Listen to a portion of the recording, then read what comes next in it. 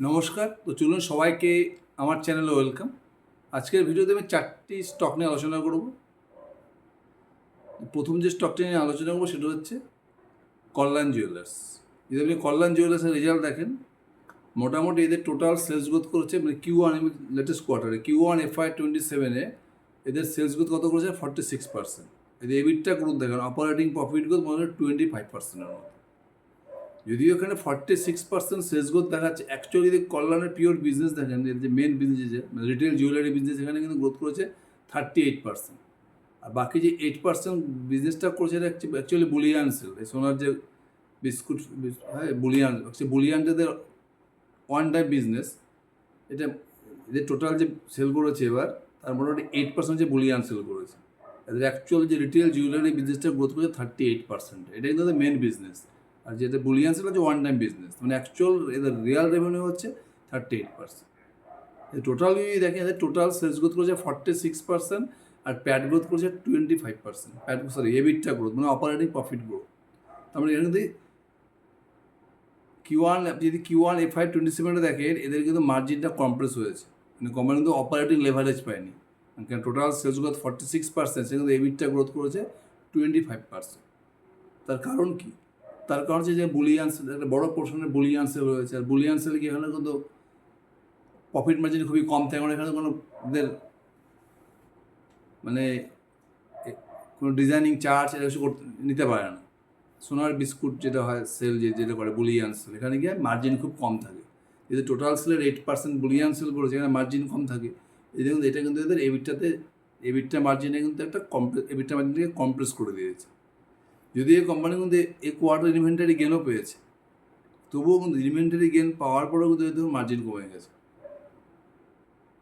এটা কিন্তু মার্কেট জিনিসটা কিন্তু, যখনই কোনো কোম্পানির মার্জিন কমে যায়, মার্কেট কিন্তু সেটা খুব নেগেটিভ ভাবে না।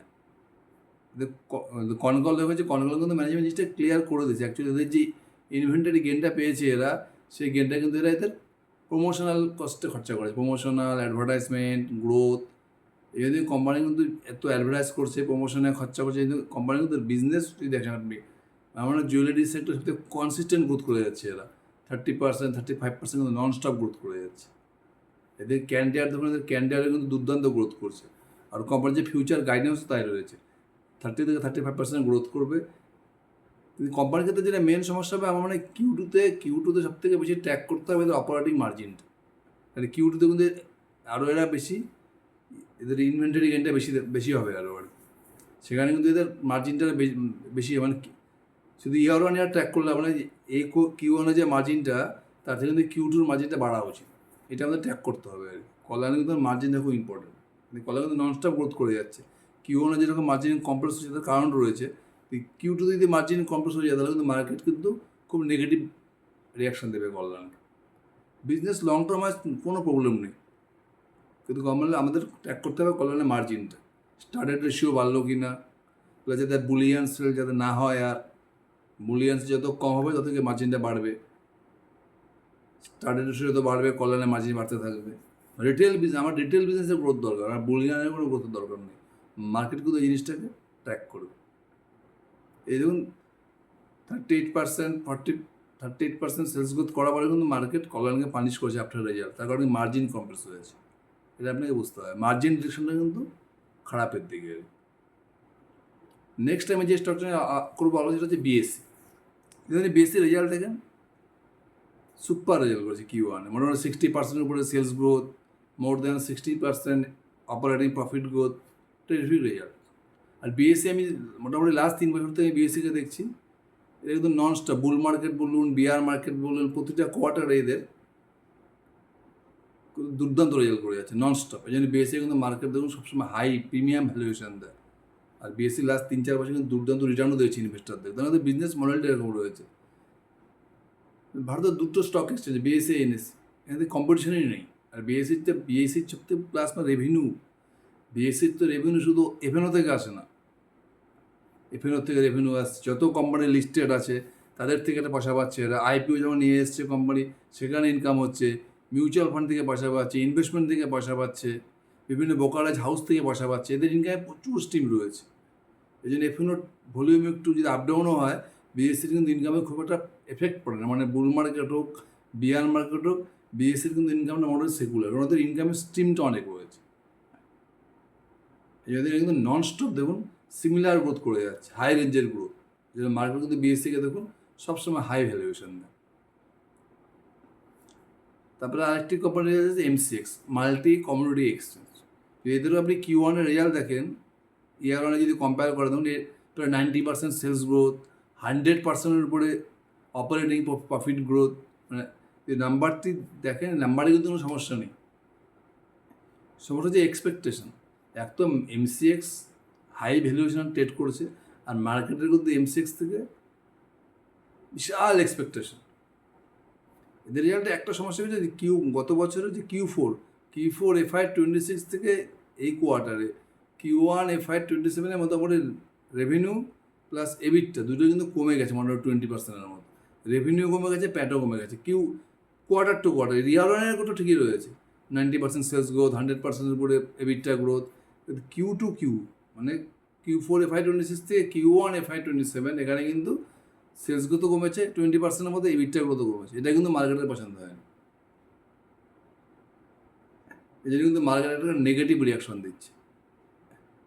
সবথেকে যেটা বড় সমস্যা হচ্ছে, রিসেন্ট একটা আরবিআই একটা গাইডলাইন পেশ করেছে, সেখানে কী বলেছে যে আরবিআই এখন কী বলছে, যত ব্যাংক বলুন, ব্রোকিং কোম্পানিগুলো বলুন, বড় বড় ফান্ড হাউস বলুন, যেখানে গিয়ে সব যারা ট্রেড করে, যারা এমটিএফ করে, মার্জিন ট্রেডিং ফ্যাসিলিটি নেয় ফিউচার অন অপশন ট্রেডিংয়ে। এবার ব্যাংক কী বলছে, এইসব সংস্থাগুলোকে, ব্যাংকগুলোকে আরবিআই কী বলছে, এখন আর এই মার্জিন ট্রেডিংয়ের জন্য ওরা ফান্ড দেবে না। ট্রেডিংয়ের জন্য লোন নিতে গেলে আপনাকে কোলাটারাল দিয়ে লোন নিতে হবে, মানে লোনটা মানে এক্সপেন্সিভ হয়ে গেল। যার ফলে কি এবার ব্রোকারেজ ফার্মগুলো, ব্যাংকগুলো,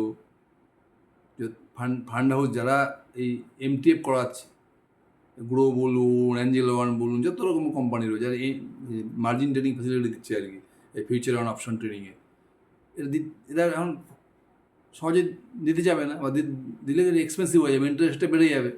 এবার যে সমস্ত ট্রেডার যারা ফিউচার অন অপশন ট্রেডিং করে, তাদের ক্ষেত্রে ট্রেডিংয়ের কস্টটা হাতে বেড়ে যাবে, যেহেতু এমটিএফের ইন্টারেস্টে বেড়ে যাবে।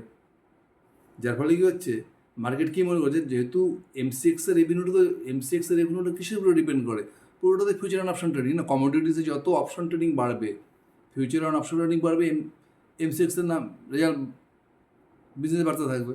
যখন এর ভলিউম গ্রোথ কমে যাবে ফিউচার অন অপশন ট্রেডিংয়ের, তত কিন্তু কী হবে, এমসিএক্সের ইনকামও কমে যাবে। এবার যদি আরবিআই যে গাইডলাইন নিয়ে এসছে, সেখানে যদি মার্জিন ট্রেডিংটা করতে যদি আপনাকে বেশি পয়সা দিতে হয়, কস্ট বেড়ে যায়, তাহলে ট্রেডারদের খরচা বেড়ে যাবে।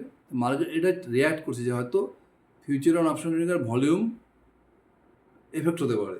এর জন্য ধরুন এমসিএক্স কিন্তু লাস্ট কিছুদিন থেকে দেখুন মোটামুটি প্রায় 20%, 25%, 30% ডাউন হয়ে গেছে অলরেডি। যদি আমার মনে হয় এমসিএক্সের যে এই যে ভলাটিলিটি চলছে, এটা কিন্তু শর্ট টার্ম।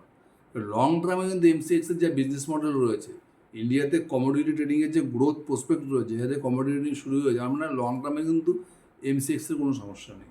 এমসিএক্স বলুন আর বিএসসি বলুন, দুজনেরই কিন্তু লং টার্মে কোনো সমস্যা নেই। শর্ট টার্মে তো দু একটি কোয়ার্টার এমসিএক্সের ক্ষেত্রে একটু সমস্যা হতে পারে, ট্রেডিং ভলিউমে একটু কম বেশি হতে পারে, কিন্তু আদারওয়াইজ যদি লং টার্ম বিজনেস দেখেন, আমার মনে হয় বিএসসির বিজনেস মডেল বলুন বা এমসিএক্স যে বিজনেস করে, এটা মনে হয় এই বিজনেসে লং টার্মে কোনো সমস্যা নেই। নেক্সট আমি যে স্টকটা নিয়ে আলোচনা হচ্ছে এথার এনার্জি। যদি এথার এনার্জিকে দেখেন, এটা তো এতে বিজনেসম্যানের সকলেরই জানা আছে, এটা নিয়ে ডিটেলস ভিডিও বানানো আছে। এটা কী করে, ইলেকট্রিক ভেহিকেল ইভি সেক্টরে কিন্তু এথার এনার্জি আমার টপ নচ কোম্পানি একটা। এটা কিন্তু পিওর ইভি প্লেয়ার। এটা কী করে, ইভি স্কুটার ম্যানুফ্যাকচারিং করে। আর যদি আপনি এথারের বিজনেস দেখেন লাস্ট 3-4 বছর থেকে, পার্টিকুলার লাস্ট 2 বছর থেকে দেখুন, এভরি কোয়ার্টারে 70%, 80%, 90% গ্রোথ করে যাচ্ছে। এই কোয়ার্টারে দেখুন 89% সেলস গ্রোথ করেছে, আর এবিটটা গ্রোথ করেছে প্রায় 75%। আর কোম্পানিগুলো ধীরে ধীরে প্রত্যেকটা কোয়ার্টারের কোম্পানি এটা কিন্তু লসটাকে কমাচ্ছে। এটা তো ভলিউম বিজনেস না, স্কুটার বানিয়ে তৈরি করা। আগে তো ভলিউম কম ছিল, যার ফলে কোম্পানির লস হতো। যত কোম্পানির ভলিউম বেড়ে যাচ্ছে, ততক্ষণই কোম্পানির লস কমে যাচ্ছে, তাহলে মার্জিন বেড়ে যাচ্ছে। প্রত্যেকটা কোয়ার্টার ধরুন কোম্পানি 70%, 60% লস কমাচ্ছে।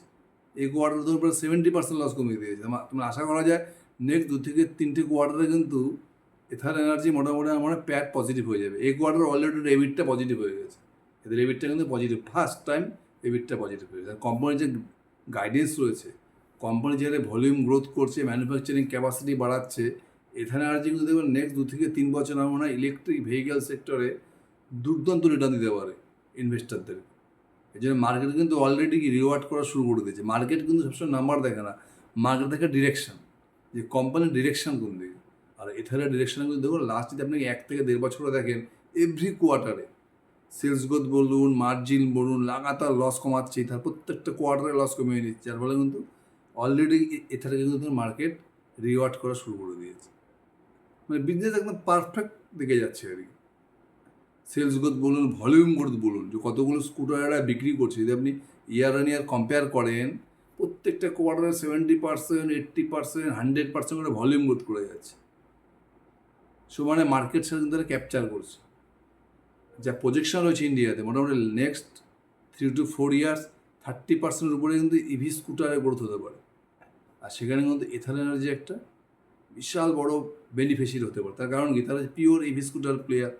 বাকি যত কোম্পানি রয়েছে, যেমন টিভিএস বলুন, হিরো বলুন, তো প্রত্যেকের ইভিও রয়েছে, পেট্রোল ডিজেলের গাড়িও রয়েছে, কিন্তু এথার কিন্তু পিওর ইভি প্লেয়ার। এথারে কিন্তু অপরচুনিটি হিউজ রয়েছে।